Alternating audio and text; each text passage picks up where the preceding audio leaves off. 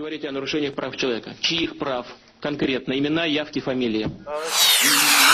Явки, адреса, пароли, условный код, шпионская игра, наивные заученные роли, но фильм воспринимался на ура.